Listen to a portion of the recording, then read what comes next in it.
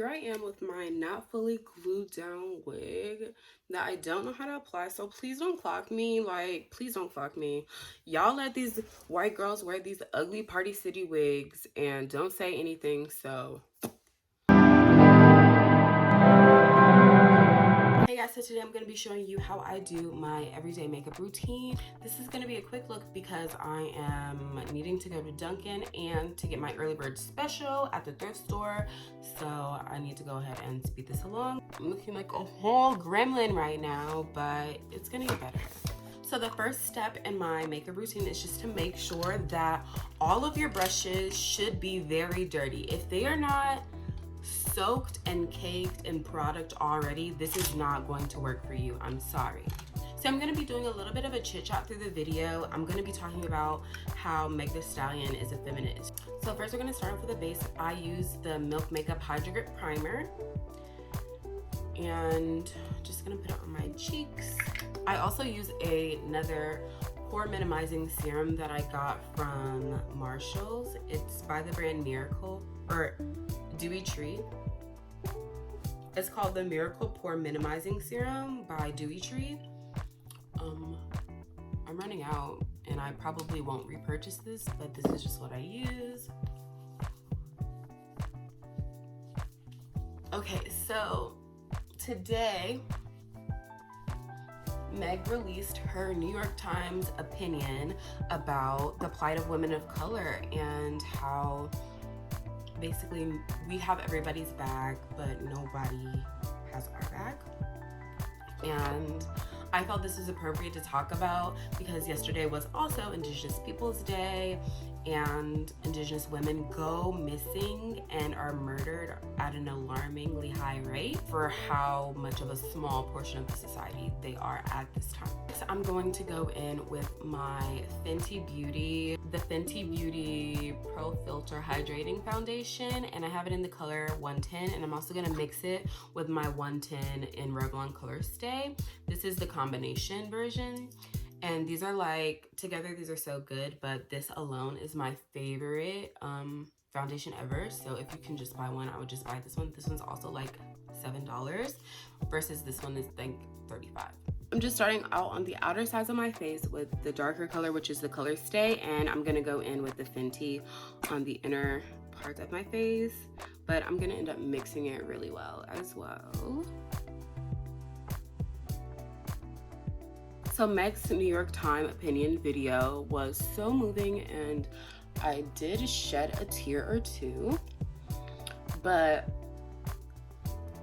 it hurts me because I see scholars and people I look up to discrediting the example that Meg has been as far as feminism is concerned, as far as, you know, being a woman about herself is concerned. And when we're analyzing like pop culture in a political or social analytical sense, then we have to be able to adapt and adopt these terms and behaviors into academic terms or academic theory. The goal of sexual liberation is something that women have argued over intensely in feminist circles, and it's often where there's a break in what feminists believe. For example, at the rise of sex work and the porn industry, a lot of feminist scholars didn't believe that women can truly and meaningfully take back their sexual liberation if it is on a world stage like it is in porn, or if it is for monetary value. They believe that using that and referring to those things, those activities, things like putting out the music that Meg does, that Cardi does, that Nicki does, they use that to discredit. I'm just using the Glossier Stretch Concealer. And this is the shade G4. And I'm using a Real Techniques brush, and then it's 005. It's just a flathead brush. My point is basically that this point of contention is not a new thing. However, the side that I stand on is clear, and I think that any woman doing what they want is A+ for feminism. Any woman doing what they want unapologetically and inspiring other women to do that is a positive thing for feminism. It's very Eurocentric and exclusionary to say that women can take back their bodies, but only in certain realms, only in a respectful way. And that's just not true. That's just not true. I mean, I would argue that Meg is here to stay for a while, and even if she isn't, her impact is gonna be here forever. Different than per se Little Kim, because first of all, we know the backstory of Little Kim, and that she was being beaten and just really manipulated by the men that were in her circle, musically and in the industry. But Megan, we've seen her grow and do it all herself, essentially. She was never tied to any male rappers, and I'm using the Fit Me powder in 30. And she came up by herself. And we also know, because we're in a social media age, that these are real people. Celebrities and musicians are people in a way that they haven't been ever before because of social media, and that's what makes her a feminist, because not only is she doing what she wants, but she's very vocal about her personal life, and she's very vocal about her intent to inspire women to do what they want. And she is very political, and she stands for Black Lives Matter. She stands up for women. And with Breonna Taylor, she has been extremely vocal, especially with this video, highlighting that in Breonna Taylor's case and in so many other women of color's place, people have really dropped the ball, and us women keep showing up. To discredit that because she likes twerking or because she talks about sex in her lyrics it's absurd, and it's something that never happens for male artists. This is the Fenty Matchstick in the shade Truffle.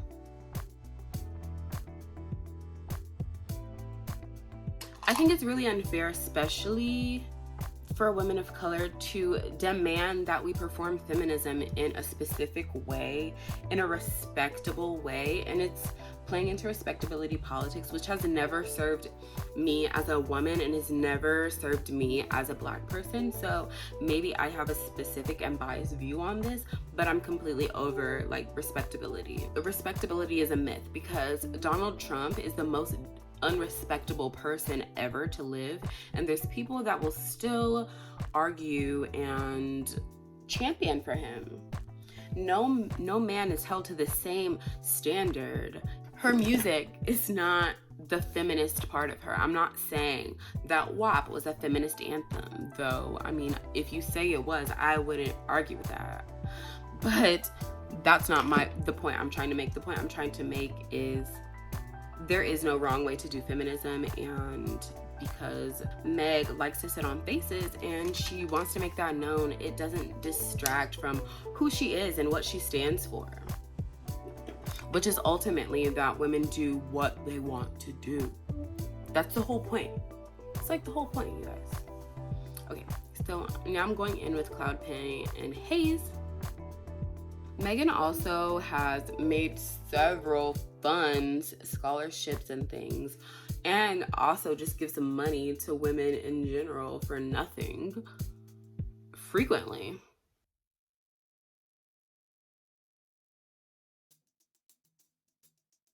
Also, with the Tory Lanez situation, we have seen Meg fall into this stereotype, this category that women fall into, of being unbelieved, of being forced to prove their abuse. With Meg being shot by Tory Lanez on the world stage, we saw her jump out of the video with a bleeding foot. People still did not believe her, so much so she had to post her wounds on social media to be believed. That is a problem. We know that influence can sometimes afford you rights and consideration that, for example, I or you might not get. But even in this situation, it didn't make her more believable. It didn't get her justice any quicker. It's like, what do we have to do to let you guys know?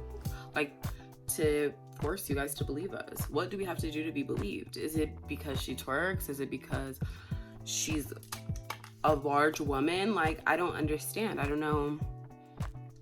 And it becomes harmful when we have these strict boxes that we have to adhere to. These boxes, just like beauty standards, are impossible to fit.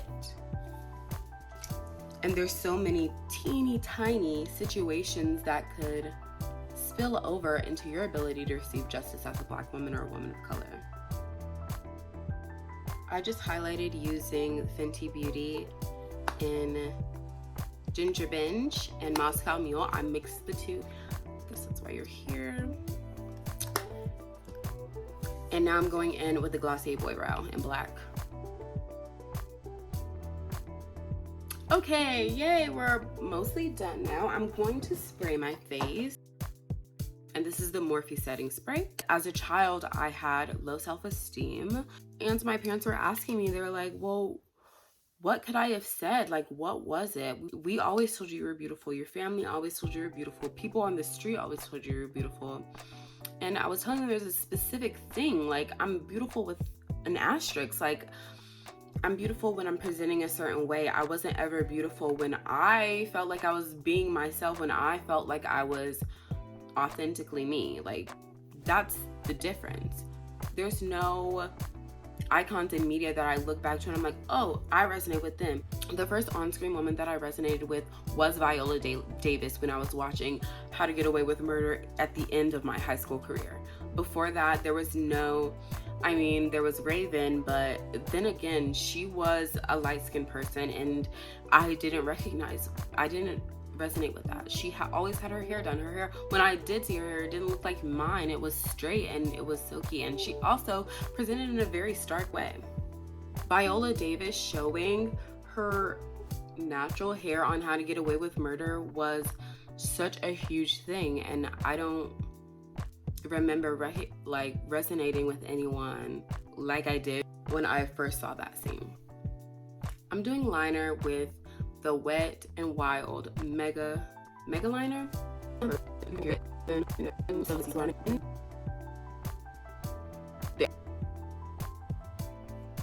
Boom, there we go.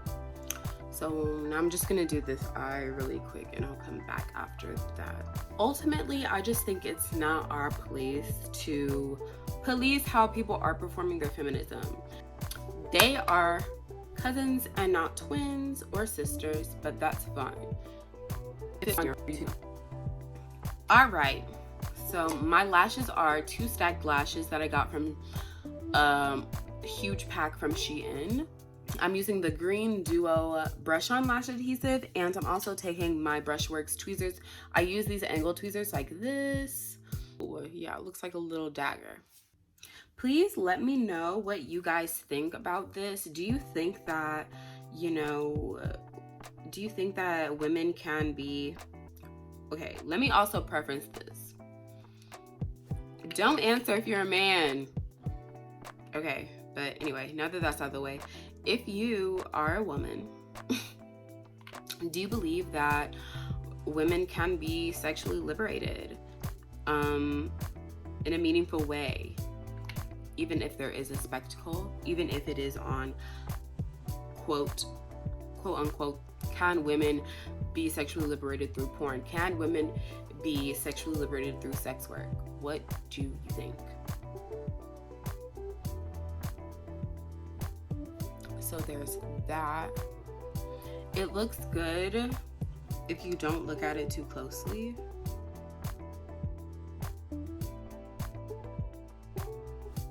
The final step I'm going to do is just going to be putting a mascara on my bottom lashes, and I'm gonna just use the Tartiest mascara. So there's that, and that's my lips. I'm using the LA Girl Perfect Precision lip liner in the color Chocolate.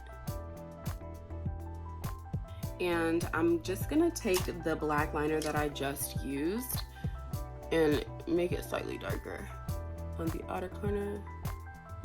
Doesn't have to be super blended because I'm gonna add lip gloss on top of it. Like that. Like so, like that. One moment, I'm gonna just get my lip gloss and earrings and I'll be right back. So here I am with my not fully glued down wig that I don't know how to apply, so please don't clock me. Like, please don't clock me. Y'all let these white girls wear these ugly Party City wigs and don't say anything. So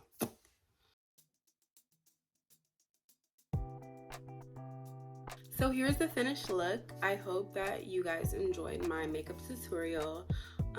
Let me know what eyeshadow looks you would like to see next, and I will do those. But I just wanted to show you how I get my base and do my liner and lashes. But thank you guys for watching, and if you subscribed, you have my heart forever. Be kind to yourself and others, and I'll see you guys in my next one. Bye.